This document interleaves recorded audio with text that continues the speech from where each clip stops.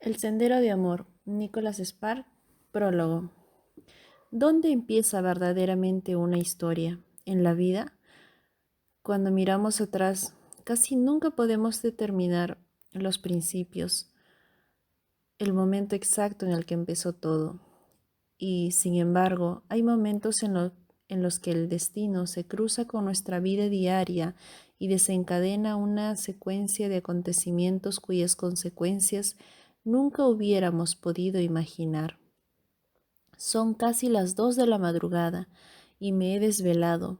Cuando me acosté hace un rato, empecé a dar vueltas en la cama durante casi una hora hasta que desistí. Ahora estoy en mi escritorio, pluma en mano, pensando en la intervención del destino en mi vida. No es nada raro en mí, pero últimamente parece que es lo único en lo que puedo pensar. Aparte del monótono tic-tac del reloj de la estantería, la casa está en silencio. Mi mujer duerme en el piso de arriba, mientras miro fijamente las rayas del cuaderno de papel amarillo que tengo ante mí. Me doy cuenta de que no sé por dónde empezar, no porque albergue dudas acerca de esta historia, sino porque no estoy seguro de por qué me siento obligado a contarla. ¿De qué sirve desenterrar el pasado? Después de todo, los sucesos que me dispongo a describir ocurrieron hace 13 años, aunque supongo que se podría afirmar que sus orígenes en realidad se remontan a 2 largos años antes. Pero ahora, aquí sentado, sé que debo intentar poner por escrito lo sucedido, aunque solo sea para poder dejar el pasado atrás. Hay varias cosas que me ayudan a no distorsionar los recuerdos de esa época. Mi diario, que llevo escribiendo desde niño, una carpeta de amarillentos artículos de periódico, mis propias investigaciones y, por supuesto, los documentos que se hicieron públicos. Asimismo, el hecho de haber revivido mentalmente los acontecimientos de esta historia cientos de veces ha contribuido a que hayan quedado grabados en mi memoria. Pero esta historia estaría incompleta si solo contara con todo esto. Había otras personas involucradas, aunque yo mismo fui testigo de alguno de los hechos, no los presencié todos. Soy consciente de que es imposible recrear los sentimientos y los pensamientos de otras personas, pero para bien o para mal, eso es lo que me he propuesto. En esencia, se trata de una historia de amor y al igual que muchas otras, las de Miles Ryan y Sarah Andrews tienen su origen en una tragedia. Asimismo, trata sobre la capacidad de perdonar. Espero que, al acabar de leerla, sea posible comprender el desafío al que tuvieron que hacer frente Miles Ryan y Sarah Andrews y las decisiones que tomaron, buenas y malas, así como las que tuve que tomar yo mismo. Pero antes debo aclarar algo. Esta no es solo la historia de Miles Ryan y Sarah Andrews. De, de haber realmente un principio, habría que buscarlo en Missy Ryan, desde el instituto del que se convertiría en ayudante del sheriff. Missy Ryan, al igual que su marido Miles, creció en Newberg. Por lo que he podido averiguar, era una mujer encantadora y amable. Miles la habría querido desde el comienzo de su vida adulta. Era morena y tenía los ojos aún más oscuros. Me contaron que hablaba con un acento que hacía que los hombres de otras partes del país les temblaran las rodillas. Se reía con facilidad, escuchaba con interés y a menudo posaba la mano sobre el brazo de su interlocutor, como si le invitara a formar parte de su mundo. Además, como la mayoría de las mujeres del sur, tenía una voluntad mucho más fuerte de lo que parecía a simple vista. Era ella quien llevaba la casa, no Miles, Por norma general, los amigos de Miles eran los maridos de las amigas de Missy, y su vida giraba en torno a su familia. En el instituto, Missy había sido animadora. Cuando cursaba segundo, ya era una chica popular y encantadora. Aunque sabía de la existencia de Miles Ryan, él era un año mayor, por lo que no habían ido a clase juntos, pero eso no fue relevante. Sus amigos comunes les presentaron y empezaron a verse durante la hora del almuerzo y a hablar después de los partidos de fútbol. Con el tiempo quedaron para ir a una fiesta del instituto. Muy pronto se hicieron inseparables. Cuando Miles le pidió que le acompañara al baile de fin de curso unos cuantos meses después, ya estaban enamorados. Soy consciente de que hay quien se burlaba de que alguien se puede enamorar de verdad tan joven, pero en el caso de Miles y Missy fue así. Su amor era, en cierto modo, más fuerte que el de los adultos, ya que no estaba manchado por el día a día de la vida real. Salieron durante todo el tiempo que fueron al instituto. Cuando Miles tuvo que irse a la Universidad de Carolina del Norte, se mantuvieron fieles hasta que Missy se graduó y pudo unirse a él para estudiar en la misma universidad al siguiente año. Cuando él la, la pidió en matrimonio durante una cena 3 años después, ella aceptó con lágrimas en los ojos y se pasó la siguiente hora llamando a toda su familia para darles la buena noticia. Mientras Miles acababa de cenar solo, Miles se quedó en Raleigh hasta que Missy acabó sus estudios.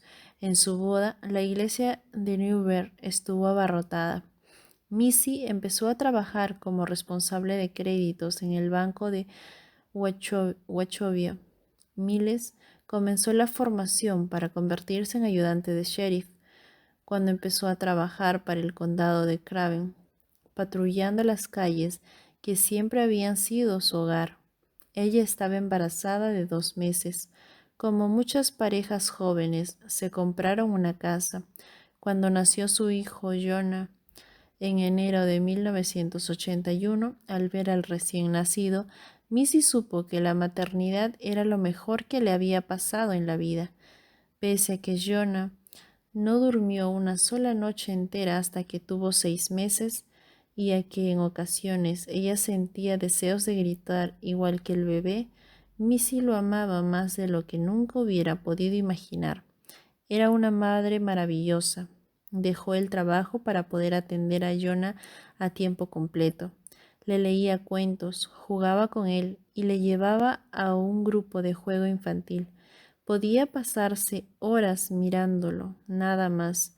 Cuando Jonah cumplió 5 años, Missy se dio cuenta de que quería ser madre de nuevo. Miles aceptó volver a intentarlo. Los 7 años de su matrimonio fueron los más felices de sus vidas, pero en agosto de 1986, cuando solo contaba con 29 años, Missy Ryan fue atropellada. Su muerte apagó la luz de los ojos de Jonah, atormentó a Miles durante 2 años y allanó el camino para lo que sucedería más tarde. Por eso, como ya he dicho antes, esta es la historia de Missy, pero también de Miles y Sarah, y también forma parte de mi propia historia. Yo también jugué un papel importante en lo que pasó. El Sendero del Amor, Nicholas Sparks, capítulo 1. En la mañana del 29 de agosto de 1988, apenas transcurridos 2 años desde la muerte de su esposa, Miles Ryan estaba en el porche trasero de su casa fumando un cigarrillo, mientras observaba el sol naciente que teñía el cielo gris de un tono anaranjado. Ante él discurría el río Tred, cuyas aguas salobres quedaban parcialmente ocultas por los cipreses que flanqueaban sus orillas. El humo del cigarrillo ascendía en espirales, y Miles pudo notar cómo aumentaba la humedad, que espesaba el aire. Poco después los pájaros empezaron a cantar, y sus trinos inundaron el aire. Vio pasar una pequeña barca pesquera. Desde el desde la que un pescador le saludó. Miles devolvió el saludo con un leve movimiento de la cabeza. No tenía energía para nada más. Necesitaba una taza de café, un poco de café y se sentiría con fuerzas para afrontar el nuevo día. Tenía que llevar a Jonah al colegio, controlar que nadie infringiera la ley, publicar los avisos de desahucio del condado, así como resolver otras cuestiones que surgirían inevitablemente, como, por ejemplo, hablar con la maestra de Jonah por la tarde. Y eso era solo el principio. Las tardes eran aún más estresantes. Siempre tenía un montón de tareas pendientes, ocuparse del pago de las facturas, limpiar, hacer las compras y las eventuales reparaciones domésticas. Incluso en aquellas escasas ocasiones en las que Miles disponía de un poco de tiempo libre, le asediaba la sensación de que tenía que aprovecharlo. De lo contrario, sentía que estaba perdiendo el tiempo. Rápido, lee algo, date prisa, solo tienes un par de minutos de relaj, cierra los ojos, no dispones de mucho tiempo. Aquella rutina era suficiente para agotar a cualquiera. Pero ¿qué otra cosa podía hacer? Necesitaba un café con urgencia. La nicotina no le hacía efecto y se le pasó por la cabeza tirar los cigarrillos a la papelera. Pero en realidad daba igual. Mentalmente se hacía la ilusión de que no fumaba. Admitía que fumaba unos cuantos cigarrillos al día, pero no era fumar de verdad. No llegaba al paquete diario y tampoco llevaba toda la vida fumando. Había empezado tras la muerte de Missy y podía dejarlo cuando quisiera. Pero ¿para qué? Sus pulmones seguían estando en forma. La semana anterior había tenido que correr tras un ladrón y lo había atrapado sin problemas. Un fumador no lo habría conseguido. Pero le había costado más que cuando tenía 22 años. De eso hacía ya una década. Y aunque todavía era pronto para buscar una residencia de ancianos, notaba el paso de los años. Cuando estaba en la universidad, salía con sus amigos a partir de la noche hasta la madrugada. Durante los últimos años, salvo cuando tenía turno de noche, las 11 ya era tarde, y aunque le costara dormir, se iba a la cama. No encontraba ninguna razón lo bastante buena como para quedarse despierto. El agotamiento formaba parte de su vida, incluso en las noches en las que Jonah no tenía pesadillas, que habían empezado a raíz de la muerte de Missy. Miles se despertaba sintiéndose cansado, despistado, desganado, como si estuviera caminando bajo el agua. Casi siempre lo achacaba a su ajetreado estilo de vida, pero había llegado a cuestionarse la posibilidad de que se debiera a un problema más serio. En una ocasión había leído que uno de los síntomas de la depresión clínica era una apatía injustificada, sin motivo ni causa. Claro está que en su caso había una razón. Lo que de veras necesitaba era disfrutar de unas tranquilas vacaciones en un apartamento en la playa de Cayo Hueso, donde pudiera ir a pescar rodaballos o simplemente relajarse meciéndose en una hamaca mientras bebía una cerveza fría, sin tener que tomar ninguna decisión más allá de si ponerse sandalias para caminar por la playa en compañía de una hermosa mujer. Eso también formaba parte del problema, la soledad. Estaba harto de estar solo, de despertarse en una cama vacía, a pesar de que ese sentimiento todavía le sorprendía. Hacía poco que había empezado a sentirse así. El primer año tras la muerte de Missy, Miles no podía ni siquiera empezar a contemplar la posibilidad de volver a amar a otra mujer. Nunca más. Era como si no tuviera la necesidad de compañía femenina, como si el deseo y el amor no fueran nada más que probabilidades teóricas que no tenían cabida en el mundo real.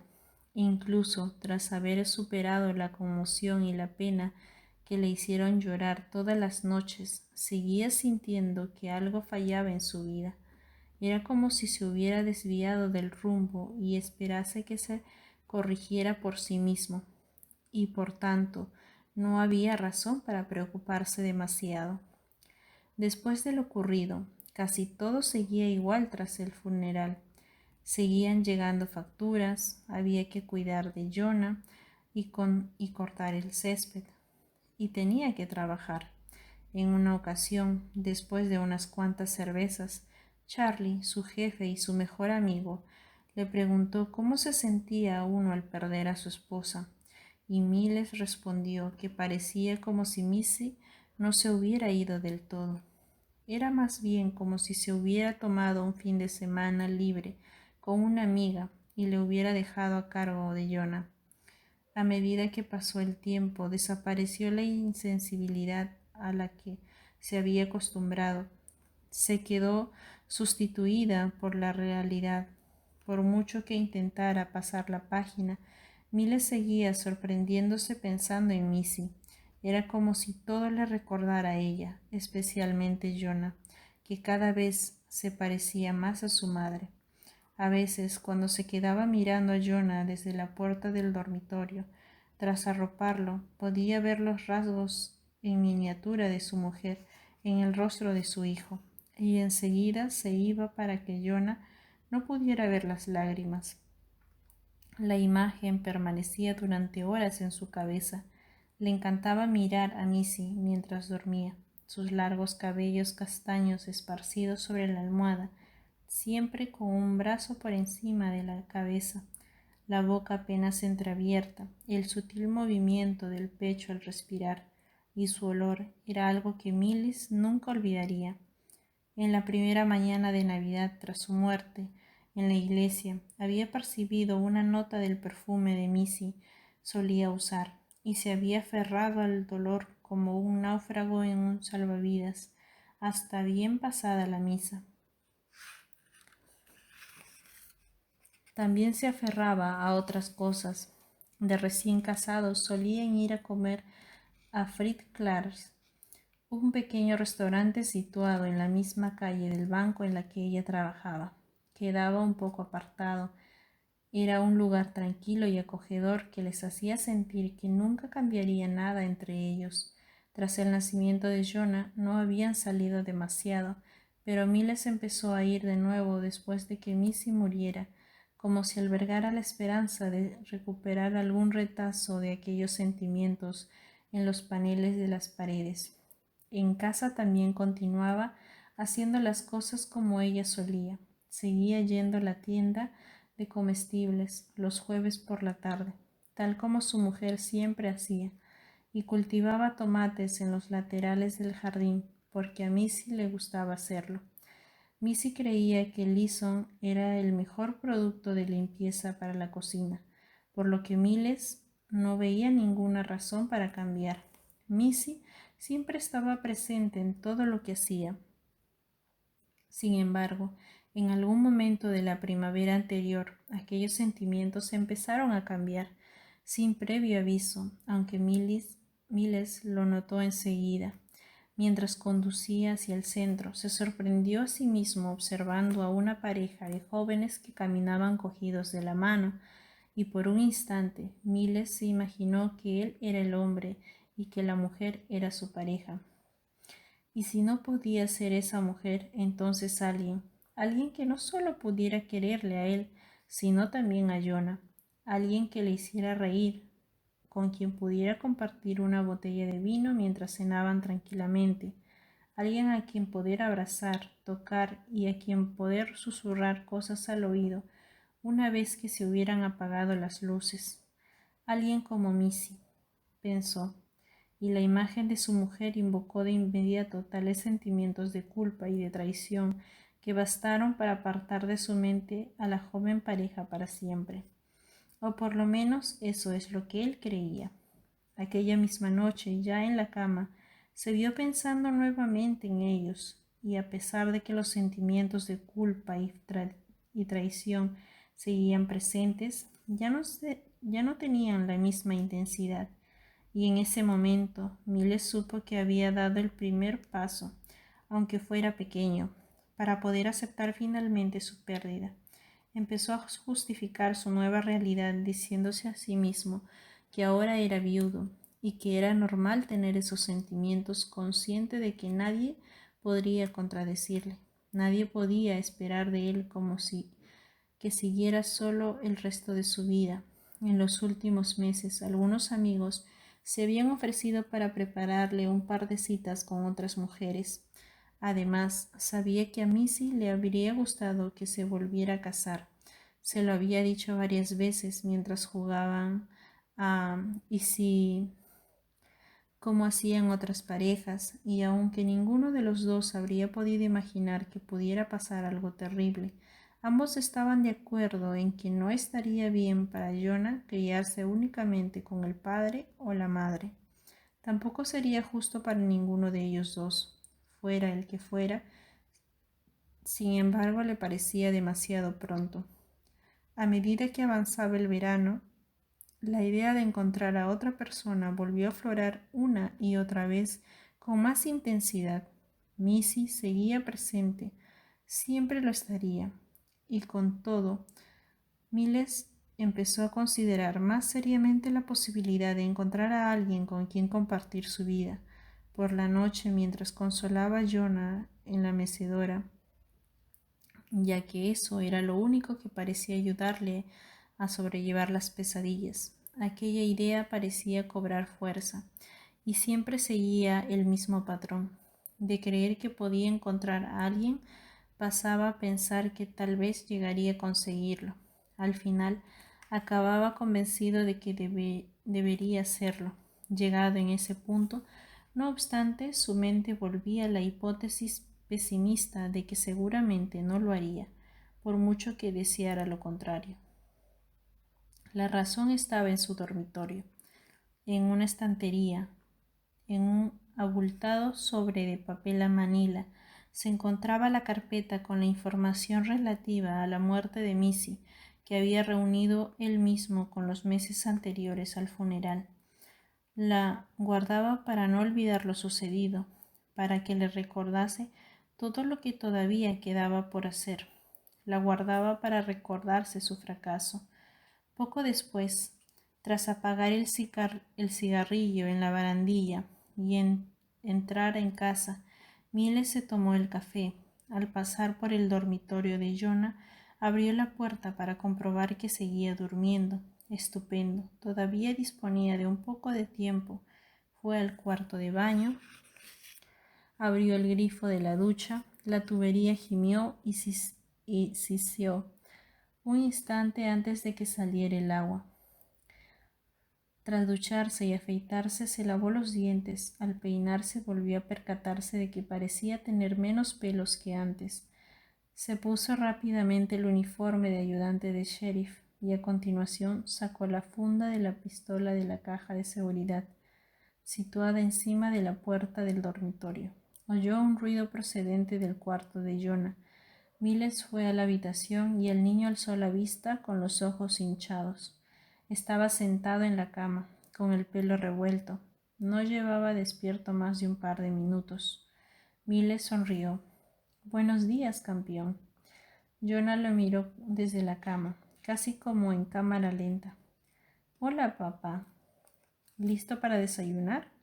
Estiró los brazos a ambos lados con un leve gemido. ¿Puedo desayunar tortitas? ¿Y qué tal unos gofres? No he hecho. Se ha hecho un poco tarde.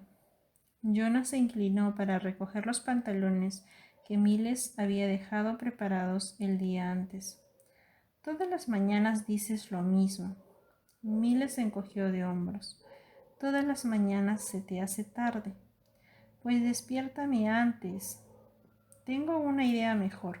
¿Por qué no te vas a la cama cuando yo te digo? Porque no tengo sueño, solo tengo sueño por las mañanas. Bienvenido al club.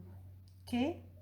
Nada, contestó Miles, que le indicó el cuarto de baño. No te olvides de peinarte cuando hayas terminado de vestirte. Vale, respondió Jonah. Casi todas las mañanas, la misma rutina. Miles puso en la tostadora unos gofres y se sirvió otra taza de café. Cuando Jonah apareció en la cocina después de vestirse, había un gofre en su plato, acompañado de un vaso de leche. Su padre ya lo había untado con mantequilla, pero a Jonah le gustaba ponerle el sirope. Miles empezó a dar cuenta de su gofre y durante un minuto ninguno dijo nada. Jonah parecía seguir inmerso en su propio mundo, aunque Miles tenía que hablar con él. Prefirió esperar a que estuviera más espabilado. Tras algunos minutos de agradable silencio, Miles por fin carraspeó para aclararse la garganta. ¿Cómo te va en el colegio?, preguntó. Jonah se encogió de hombros. Bien, supongo. La pregunta también formaba parte de la rutina. Siempre le preguntaba qué tal le iba en el colegio y Jonah contestaba irremediablemente lo mismo. Pero esa mañana, mientras preparaba la mochila de Jonah, había encontrado una nota de su maestra en la que le pedía que fuera a verla ese mismo día. Había algo en la redacción de la nota que le hizo pensar que se trataba de algo más serio que la típica tutoría entre padres y profesor. ¿Vas bien en las clases? Jonah se encogió de hombros. Ajá. ¿Te gusta la maestra? Jonah asintió entre mordisco y mordisco. Ajá, volvió a responder. Miles esperó a que Jonah hiciera algún comentario, pero no dijo nada más. Se acercó a él. Entonces, ¿por qué no me has contado nada de la nota de la maestra? ¿Qué nota?, preguntó con aire inocente. La que estaba en tu mochila, la que tu maestra quería hacerme llegar. Jonah volvió a encogerse de hombros imitando los gofres de la tostadora. Supongo que se me olvidó. ¿Cómo se te puede olvidar algo así? No lo sé. ¿Sabes por qué quiere verme? No, Jonah vaciló. Miles se dio cuenta de que no decía la verdad. Hijo, ¿tienes problemas en el colegio? Jonah parpadeó y alzó la vista. Su padre no le llamaba hijo, a menos que se hubiera portado mal. No, papá, nunca me porto mal, te lo prometo. Entonces, ¿qué pasa? No lo sé. Haz un esfuerzo. Jonah se revolvió en su silla, consciente de que había agotado la paciencia de su padre. Bueno, igual es porque me cuesta hacer algunas de las tareas. Creí oírte decir que todo iba bien. El colegio me va bien. La señorita Andrews es muy buena y me gusta el colegio. Hizo una pausa. Pero a veces no entiendo todo lo que dicen en clase. Para eso vas a la escuela, para aprender. Ya lo sé, respondió. Pero el año pasado con la señorita Hayes era distinto. Nos mandaba unos deberes muy difíciles y algunos no los sé hacer. Jonah parecía avergonzado y asustado a la vez. Miles le puso una mano sobre el hombro. ¿Por qué no me contaste que tenías problemas? Jonah tardó un buen rato en responder. Porque no quería que te enfadaras conmigo, dijo por fin. Después de desayunar, Miles comprobó que Jonah estaba listo, le ayudó con la mochila y le acompañó a la puerta. Jonah no había dicho gran cosa después de desayunar. Miles se agachó para darle un beso en la mejilla. No te preocupes, por la tarde todo va a ir bien, ¿vale? Vale, murmuró Jonah. Y no te olvides de que iré a recogerte. No te subas al autobús. Vale, volvió a decir. Te quiero, campeón. Te quiero, papá. Miles siguió a su hijo con la mirada hasta que llegó a la parada de autobús de la esquina. Sabía que a Missy no le habría sorprendido tanto lo sucedido aquella mañana. Ella ya habría intuido que Jonah tenía algún problema en el colegio. Missy se había ocupado de esas cosas. Missy se ocupaba de todo. El sendero del amor. Nicholas Spark, capítulo 2. La noche anterior a su encuentro con Miller Ryan, Sarah Andrews caminaba a buen ritmo por el barrio histórico de Newberg, Aunque quería aprovechar al máximo el ejercicio físico, hacía 5 años que se había aficionado a caminar. Desde que se había mudado a aquella ciudad le costaba hacerlo. Cada vez que salía encontraba algo interesante que le hacía interrumpir sus caminatas para mirar. Newberg, fundada en 1710, estaba situada en los bancos de los ríos Neuse y Tret, en la región oriental de Carolina del Norte. Era la segunda ciudad más antigua del estado. En otra época había sido incluso la capital y albergaba el Tryon Palace, residencia del gobernador colonial. Destruido por las llamas en 1798, el palacio había sido restaurado por completo en 1954 y contaba con uno de los mejores y más sublimes jardines del sur de los Estados Unidos. Cada primavera florecían los tulipanes y las azaleas por doquier, y en otoño era el turno de los crisantemos. Sara había hecho una visita guiada cuando llegó a la ciudad, y aunque los jardines no estaban en pleno esplendor, decidió que quería vivir lo suficientemente cerca para poder ir caminando hasta allí cada día. Se instaló en un bonito apartamento en la calle Middle Street, a pocas manzanas de la ciudad, de los jardines, en pleno centro. El apartamento estaba en un primer piso a 3 puertas de la farmacia, en la que en 1898 Caleb Bradham había comercializado por primera vez la bebida Brad, posteriormente más conocida como Pepsi Cola. A la vuelta de la esquina se encontraba la iglesia episcopal, un edificio señorial de ladrillo a la sombra de altísimos magnolios, inaugurado en 1718. Cuando salía de su apartamento para ir a caminar, Sara pasaba por delante de ambos edificios al dirigirse hacia la calle Front Street, en la que había varias mansiones elegantes de 200 años de antigüedad. Pero lo que le producía más admiración era que la mayoría de esos edificios habían sido cuidadosamente restaurados durante los últimos 50 años, de uno en uno, a diferencia de Williamsburg, en el estado de Virginia, ciudad que había sido restaurada en gran medida gracias a una donación de la Fundación Rockefeller. Newberg había sido un llamamiento a sus habitantes y estos habían respondido. Este sentimiento comunitario había traído a sus padres hace ya 4 años. Sara no sabía nada de Newberg hasta que se mudó allí en el mes de junio. Mientras caminaba, pensaba en lo diferente que era Newberg de Baltimore, en el estado de Maryland, su ciudad natal y donde se había criado, en la que había vivido hasta hacía pocos meses. A pesar de que Baltimore también tenía su propia historia, ante todo era una gran ciudad. Newberg, en cambio, era una pequeña ciudad sureña, relativamente aislada, y que se mantenía hasta cierto punto indiferente ante el cada vez más estresante ritmo de vida de otros lugares. La gente la saludaba por la calle, y cuando Sara se detenía a preguntar por una dirección, solía recibir una respuesta extensa y pausada, generalmente aderezada con referencias a personas o sucesos de los que ella nunca había oído hablar, como si todos y todo estuvieran relacionados de algún modo. Solía resultarle agradable, pero a veces llegaba a ponerse nerviosa. Su familia había ido a vivir allí cuando su padre le ofrecieron el puesto de administrador en el Centro Médico Regional del Condado de Craven. Cuando Sara por fin se divorció, sus padres intentaron convencerla para que también se mudara a Newberg. Conociendo como conocía a su madre, decidió posponer la decisión durante un año. No es que Sara no quisiera a su madre, pero a veces podía resultar agotadora, a falta de una palabra más adecuada.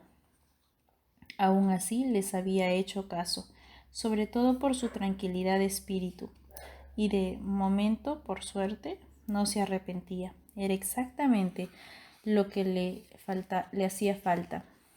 Eso sí, Por muy encantadora que le pareciera la ciudad, no se veía viviendo allí para siempre. Desde el primer momento se dio cuenta de que Newberg no era una ciudad para jóvenes sin pareja. No había demasiados lugares en los que conocer gente, y las personas de su edad ya habían conocido que había conocido ya estaban casadas y con familia. Al igual que en otros lugares del sur, seguía existiendo un orden social que determinaba la vida de los habitantes de la ciudad. Puesto que la mayoría ya estaban casados, no resultaba fácil que una mujer sola encajara en aquella sociedad, sobre todo si se trataba de una divorciada y recién llegada a la región.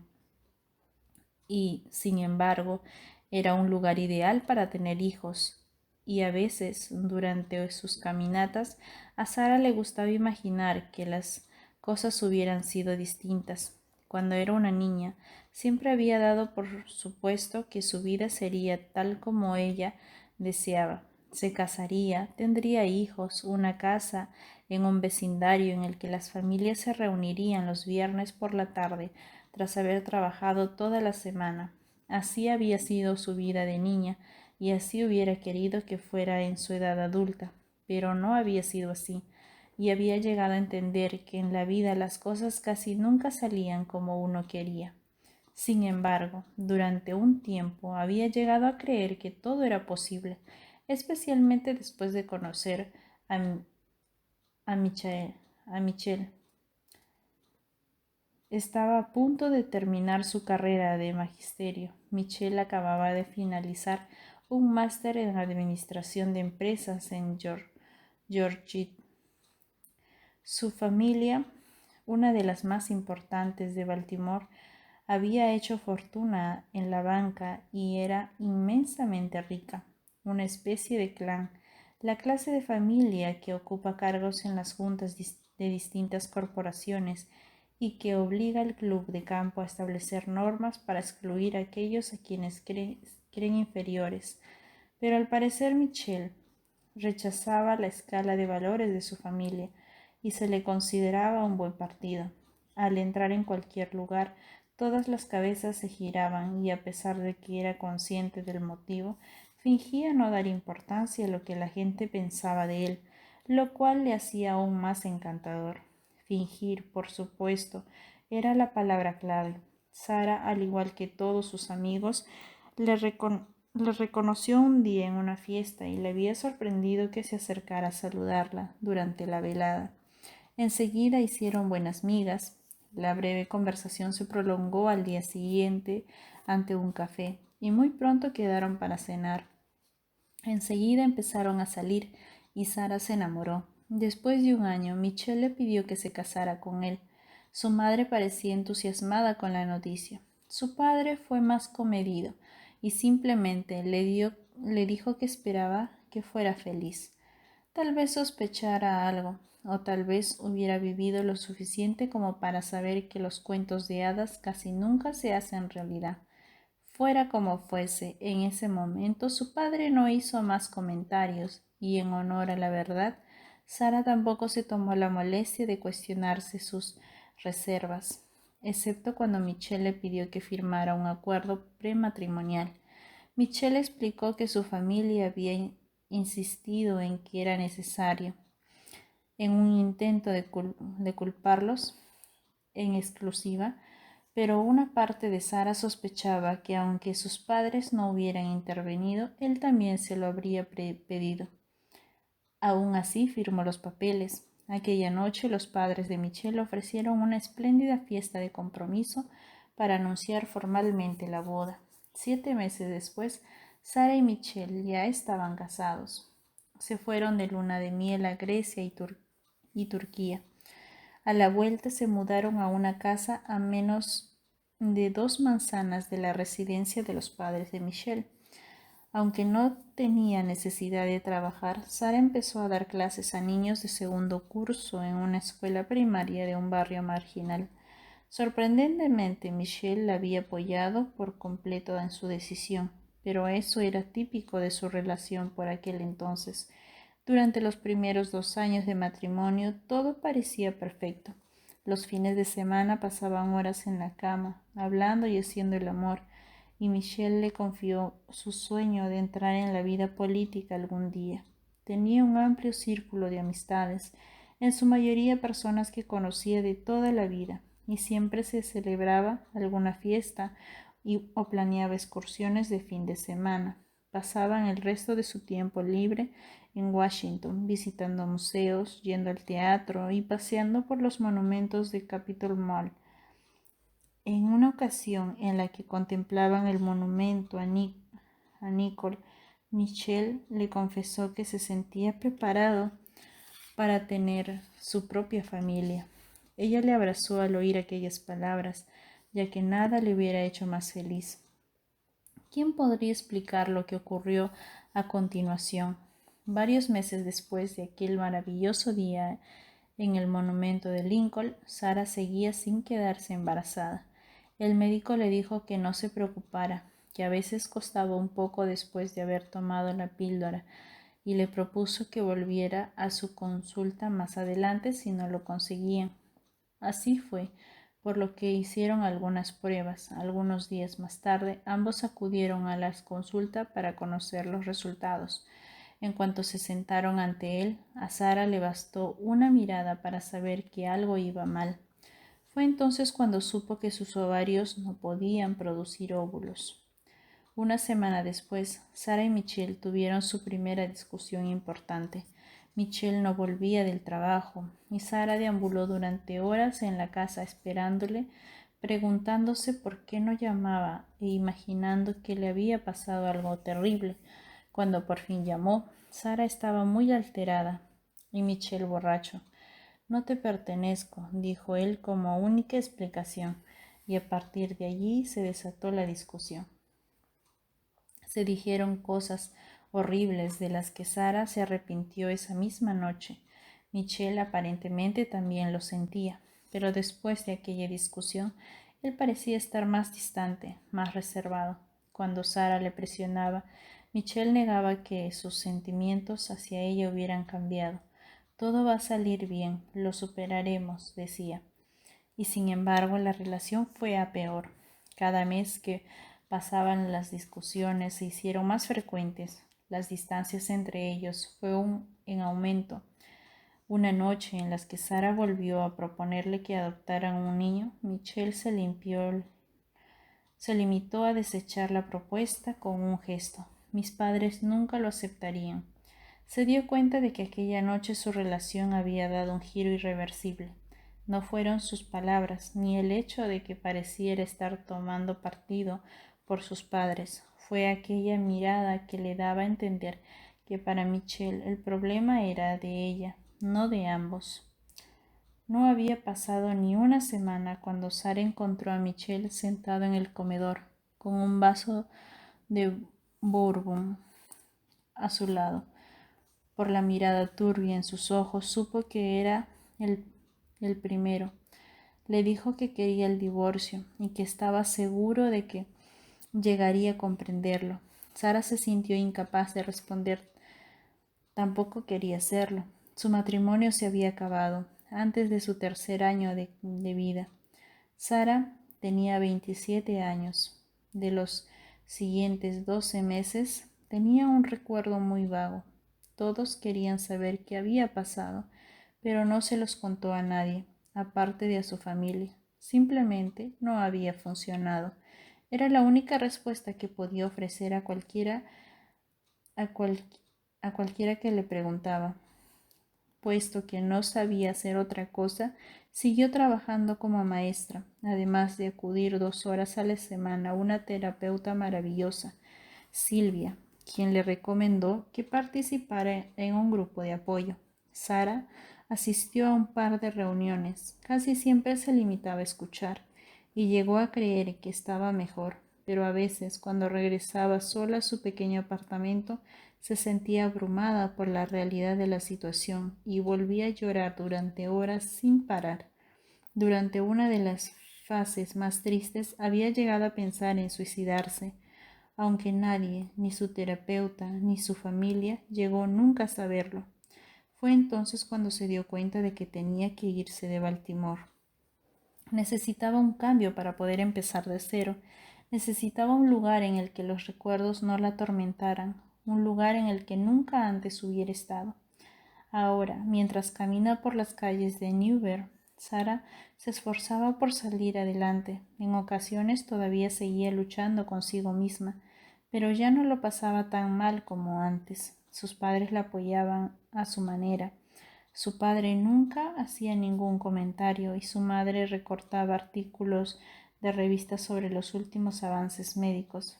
Su hermano, Brian, había sido su tabla de salvación antes de ir a la Universidad de Carolina del Norte. Como sucede con muchos adolescentes, a veces parecía distante y reservado, pero sabía escuchar con auténtica empatía. Cuando Sara necesitaba hablar, siempre podía contar con Brian. Y ahora que se había ido, le echaba de menos. Siempre habían estado muy unidos. Como buena hermana mayor, le había cambiado los pañales y le había dado de comer cuando su madre le dejaba hacerlo. Más adelante, ya en la edad escolar, le había ayudado a hacer los deberes y gracias a ello se había dado cuenta de que quería ser maestra. Nunca se había arrepentido de tomar esa decisión. Le encantaba enseñar y trabajar con niños. Cada vez que entraba en una clase nueva y veía 30 caritas mirándola con aceptación, se reafirmaba en que había elegido bien. Al principio, como casi todos los jóvenes maestros, había sido una idealista convencida de que todos los niños podían rendir si ella se esforzaba lo suficiente. Lamentablemente, con el tiempo se había dado cuenta de que la realidad era distinta. Algunos niños, por la razón que fuera, se cerraban en sí mismos, independientemente de lo que Sara dijera o de cuánto se esforzara. Eso era lo más duro de su trabajo, lo único que a veces le quitaba el sueño por las noches, aunque nunca desistía de seguir intentándolo. Se secó el sudor de la frente, agradecida de que por fin estuviera refrescando. El sol ya había iniciado su descenso y las sombras se alargaban. Al pasar por delante del parque de bomberos, dos de ellos sentados en sendas tumbonas la saludaron con un movimiento de cabeza. Sara sonrió, por lo que sabía que en aquella ciudad nunca se producían fuegos a ninguna hora de la tarde. Sara los había visto cada día a la misma hora, sentados en el mismo lugar durante los últimos 4 meses.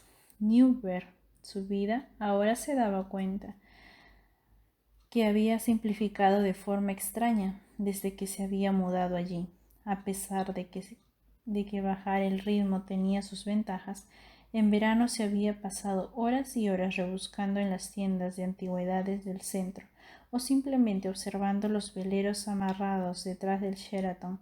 Incluso ahora que ya había empezado el curso escolar, Sara nunca parecía tener prisa. Se dedicaba a trabajar y a dar sus paseos, y al margen de las visitas de sus padres pasaba la mayoría de las tardes sola, escuchando música clásica y preparando las clases con todo lo que se había traído de Baltimore, y así se sentía bien. Como era nueva en aquel colegio, todavía tenía que adaptar sus clases. Se había dado cuenta de que muchos de sus alumnos no llevaban demasiado bien la mayoría de las asignaturas importantes y había tenido que bajar un poco el nivel e incorporar medidas correctivas. No es que se hubiera sorprendido demasiado. Cada escuela progresaba a un ritmo distinto, aunque suponía que al final del curso la mayoría de los alumnos llegarían al nivel esperado. Pero había un alumno que le preocupaba especialmente, Jonah Ryan. Era un niño agradable, tímido y modesto, el típico niño que pasaba desapercibido. El primer día de clase se había sentado en la última fila y había contestado de forma educada cuando Sara se había dirigido a él, pero su experiencia en Baltimore le había enseñado a prestar especial atención a ese comportamiento. A veces no quería decir nada, pero también podía ser significativo de un deseo de esconderse.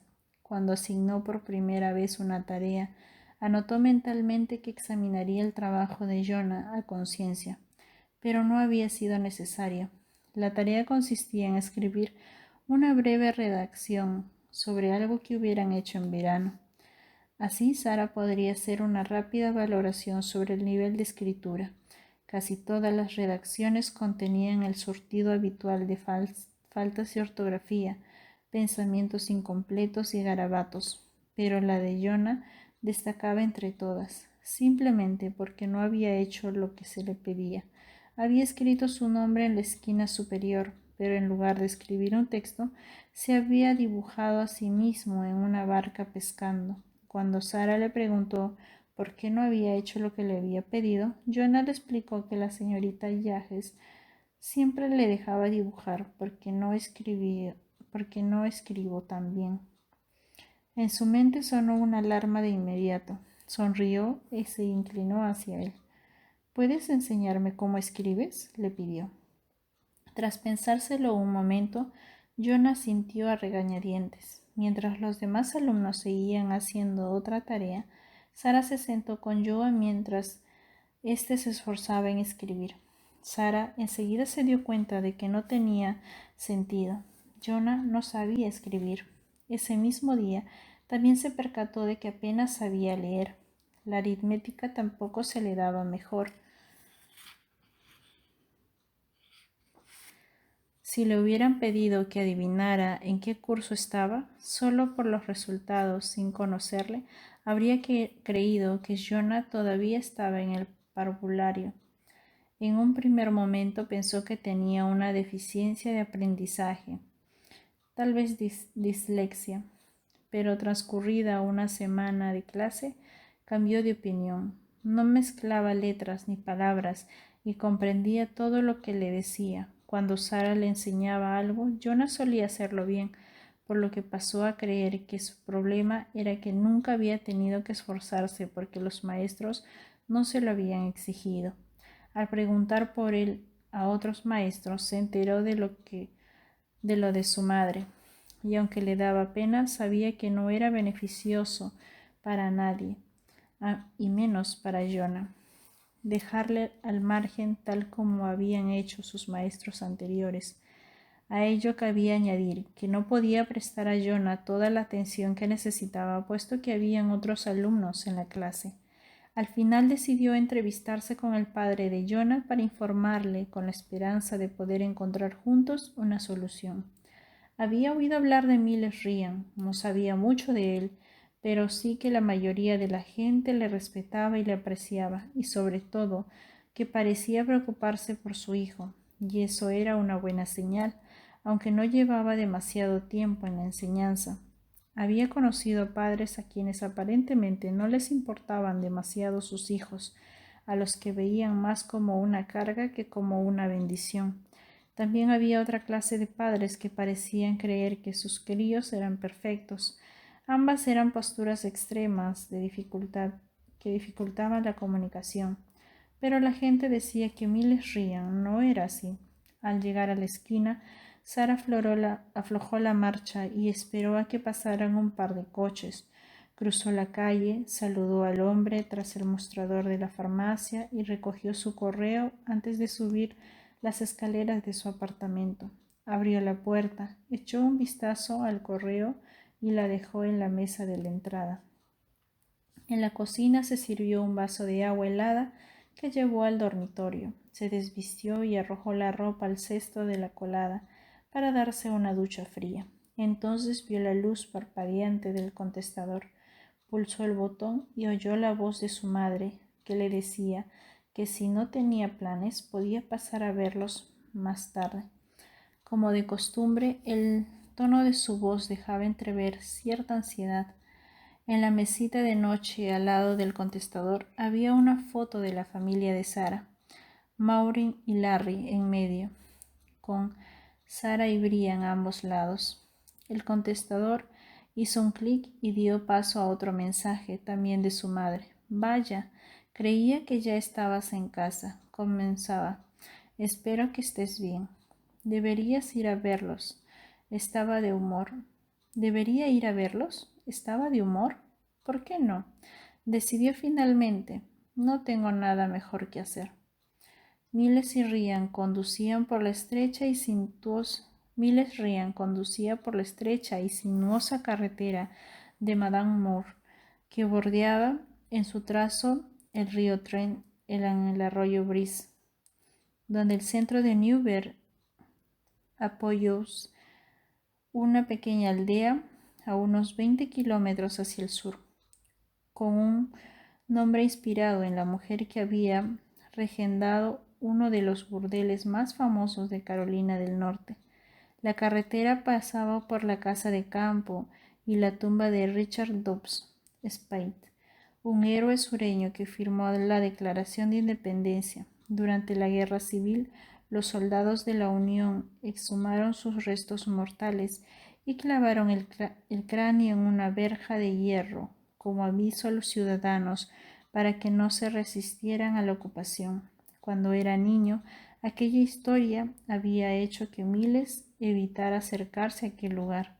A pesar de su belleza y relativo aislamiento, la carretera por la que conducía no era apta para que pasearan los niños. Día y noche circulaban pesados camiones cargados hasta los topes de troncos, cuyos conductores tendían a subestimar las curvas. Como propietario de una casa en una de las comunidades situadas justo al lado de esa carretera, Miles llevaba años intentando reducir el límite de velocidad, pero nadie, excepto Missy, le había escuchado. La carretera siempre le hacía pensar en ella. Miles le dio unos golpecitos a un cigarrillo, lo encendió y bajó la ventanilla. Cuando la brisa cálida entró en el coche, su mente reprodujo instantáneas de su vida en común, pero como siempre, aquellas imágenes le llevaban inexorablemente a rememorar el último día que pasaron juntos. Por ironías del destino, había estado casi todo el día fuera. Era domingo y Miles había ido a pescar con Charlie Curtis. Había salido de casa temprano y a pesar de que volvieron a casa con una lampuga, eso no bastó para apaciguarla. Missy, con la cara manchada de tierra y los brazos en jarras, le lanzó una mirada furibunda cuando entró en casa. No dijo nada, pero no era necesario. Su mirada hablaba por sí sola. Al día siguiente vendrían su hermano y su cuñada de Atlanta y había estado arreglando la casa para los invitados. Jonah estaba con gripe en la cama, lo cual no facilitaba las cosas, puesto que también tenía que ocuparse de él, pero no estaba enfadada por eso, era por Miles. Aunque le había dicho que no le importaba que fuera a pescar, le había pedido que se ocupara del jardín el sábado, para no tener que hacerlo ella. Pero el trabajo se interpuso aquel día, y en lugar de llamar a Charlie para disculparse, Miles había decidido que de todos modos iría a pescar el domingo. Charles le estuvo tomando el pelo todo el día. Hoy dormirás en el sofá, y Miles sabía que probablemente estaba en lo cierto, pero el jardín era el jardín, y pescar era pescar. Y Miles estaba seguro de que ni el hermano de Missy ni a su mujer le importaría lo más mínimo si había un par de malas hierbas en el césped. Además, se había dicho en sí mismo que tendría tiempo de ocuparse de ello a la vuelta. Esa era su intención. No pensaba salir todo el día, pero como en muchas otras ocasiones, una cosa llevó a la otra y había perdido la noción del tiempo. Aún así había preparado su discurso. No te preocupes, me ocuparé de todo, aunque me lleve toda la noche y tenga que usar una linterna. Y podría haber funcionado de habérselo dicho antes de levantarse aquella mañana, pero no lo había hecho. Y al llegar a casa, Missy ya había hecho casi todo el trabajo. Había cortado el césped, había arreglado el camino y había plantado unos cuantos pensamientos al lado del buzón. Debía de haberle llevado horas y decir que estaba enojada era un eufemismo. Ni siquiera el adjetivo furiosa bastaba para expresar su estado, que más bien correspondía a la diferencia entre una cerilla y un violento fuego forestal. Y Miles lo sabía. Había visto aquella mirada muy pocas veces desde que se habían casado. Tragó saliva mientras pensaba. Vamos allá. Hola, cariño. dijo avergonzado. Perdona que vuelva tan tarde, se nos pasó el tiempo volando. Justo cuando iba a empezar su discurso, Missy le dio la espalda y le habló por encima del hombro. Me voy a correr, de eso supongo que sí que podrás ocuparte. Estaba a punto de quitar la hierba cortada del camino y la entrada del garaje. El soplador estaba en el césped. Miles la conocía lo suficiente como para saber que era mejor no responder. Cuando Missy entró para cambiarse, él sacó la nevera del maletero del coche y la llevó a la cocina. Estaba poniendo la lampuga en el frigorífico cuando su mujer salió del dormitorio. Solo estaba guardando el pescado, empezó a decir, pero Missy apretó la mandíbula. ¿Y lo que te pedí? Ahora me ocupo de eso, solo déjame que acabe de hacer esto para que el pescado no se estropee. Missy puso los ojos en blanco. Olvídalo, ya lo haré yo cuando vuelva. Otra vez el tono de mártir. Miles no podía soportarlo. Lo haré yo, replicó. He dicho que lo haré. ¿No me has oído? Igual me dijiste que cortarías el césped antes de irte a pescar. Tenía que haberse mordido la lengua y no decir nada. Sí, se había pasado el día pescando en lugar de trabajando en la casa. Sí, la había decepcionado, pero si se miraba con cierta perspectiva, no era para tanto, ¿no? Solo se trataba de su hermano y de su cuñada, de nadie más. No era el presidente quien iba a ir a la visita a su casa. No había ningún motivo para aquel comportamiento irracional. Sí, debía haber mantenido la boca cerrada. A juzgar por la forma en que Missy la miró después de hablar, habría sido mejor. Cuando ella salió dando un portazo, Miles oyó vibrar las ventanas. Al cabo de un rato, sin embargo, supo reconocer que había hecho mal. Estaba arrepentido. Se había comportado como un idiota. Y Missy tenía razones para estar enfadada. Pero ya nunca tendría la oportunidad de decirle que lo sentía. «Todavía fumas, ¿eh?» Charlie Curtis, el sheriff del condado, miró a su amigo desde el otro lado de la mesa cuando Miles tomó asiento. «No fumo», replicó rápidamente. Charlie alzó las manos. «Ya lo sé, ya me lo has dicho. Oye, me da igual si quieres engañarte a ti mismo. De todos modos, intentaré acordarme de sacar el cenicero cuando vengas a verme». Miles se echó a reír. Charlie era una de las pocas personas que seguía tratándole como siempre. Hacía años que eran amigos. Había sido Charlie quien propuso a Miles para el puesto de ayudante de sheriff y quien lo había tomado a su cargo cuando acabó su formación. El próximo mes de marzo cumpliría 65 y tenía el cabello entrecano. Había engordado 10 kilos en los últimos años, que en su mayor parte se habían instalado en su barriga. No era la clase de sheriff que intimidaba a la gente a primera vista, pero era una persona perspicaz y diligente, y contaba con su propio método para obtener respuestas.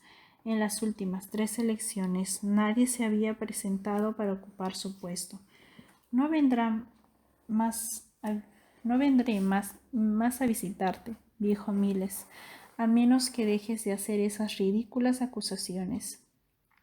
Estaban sentados en un reservado del rincón del local, y la camarera, agobiada por la clientela del almuerzo, dejó una jarra de té con azúcar y 2 vasos con hielo al pasar de camino a la siguiente mesa.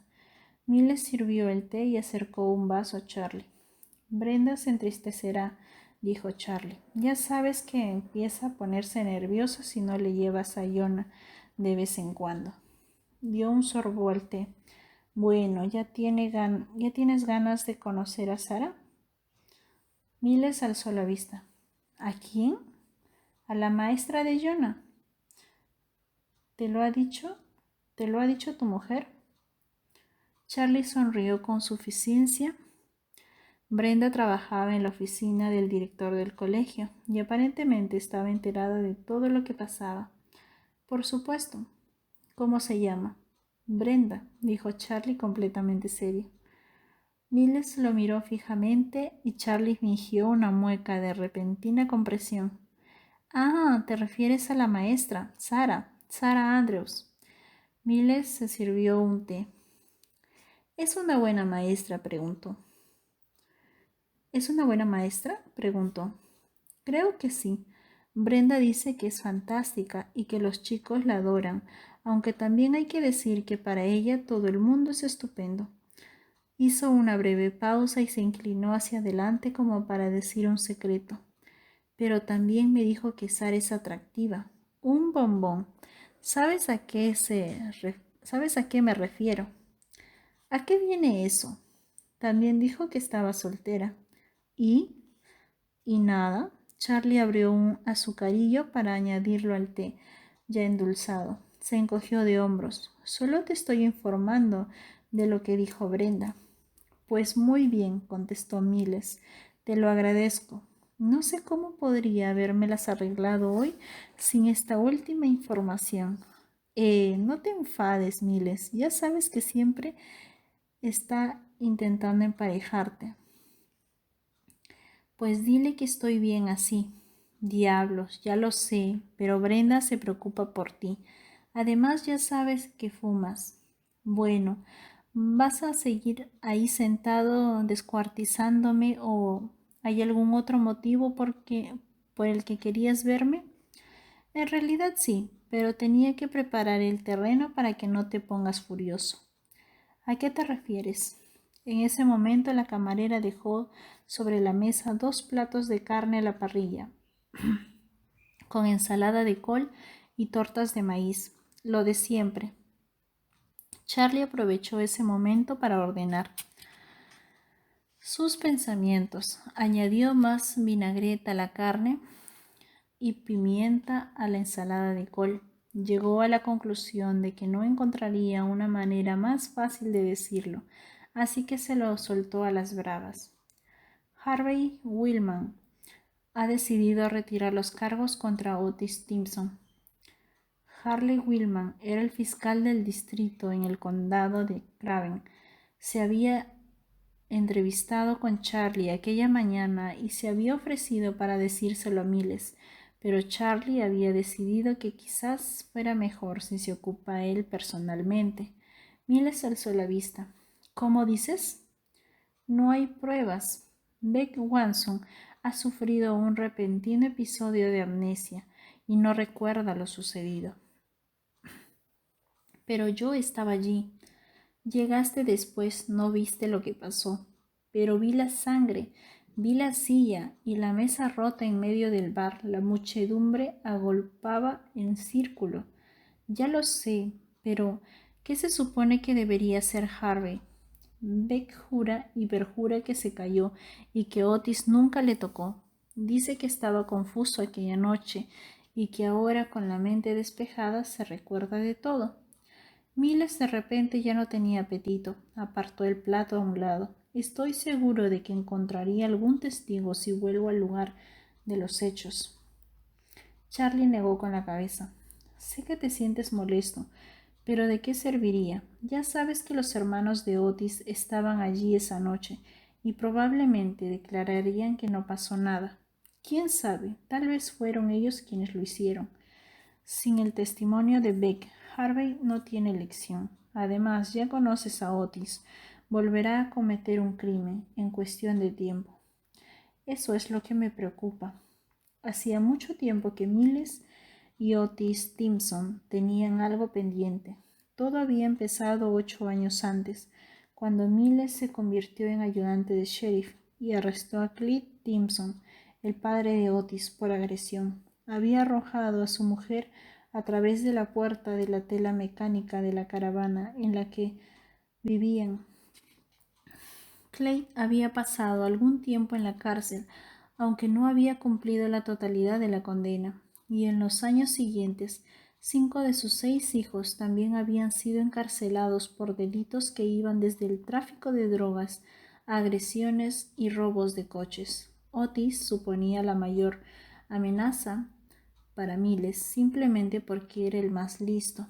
Miles sospechaba que Otis era algo más que un ladrón de poca monta, a diferencia del resto de su familia. Para empezar, no se parecía a sus hermanos, no presumía de tatuajes y llevaba el pelo corto. A veces incluso tenía algún empleo relacionado con trabajos manuales. No tenía el aspecto de un delincuente, pero las apariencias engañan. Su nombre había llevado a relacionarse con varios delitos y los habitantes de la ciudad con frecuencia comentaban que dirigía el tráfico de drogas del condado, pero Miles no podía demostrarlo. Para su frustración, todas las redadas habían sido infructuosas. Por otra parte, Otis le guardaba rencor. Miles no se dio cuenta hasta cuando nació Jonah. Había arrestado a 3 de los hermanos de Otis tras una pelea en una de las reuniones familiares. Una semana después, Missy estaba vacunando a Jonah, que apenas tenía 4 meses, cuando un ladrillo atravesó la ventana del salón. Les pasó rozando. Un cristal le hizo un corte en la mejilla al niño. Aunque no podía demostrarlo, Miles sabía que Otis tenía algo que ver con ello. Así que se dirigió al campamento de los Timpson, formando por un montón de decrépitas caravanas dispuestas en semicírculos a las afueras de la ciudad, acompañado por 3 ayudantes más, empuñando las armas. Los Timpson no opusieron resistencia y extendieron los brazos sin decir ni una palabra para que los esposaran y se lo llevaran. En última instancia, no fue posible presentar cargos por falta de pruebas. Miles estaba furioso tras la puesta en libertad de los Timpson. Se encaró con Harvey Willman cuando éste salió de su despacho.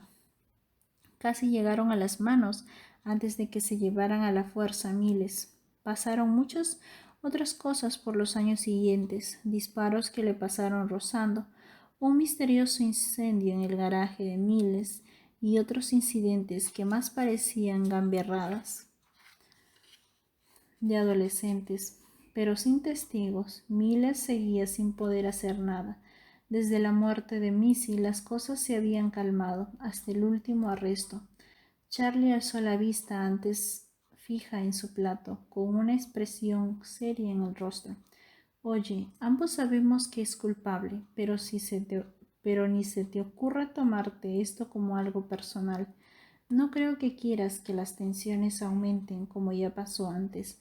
Debes pensar en Jonah. No puedes estar siempre a su lado para protegerlo.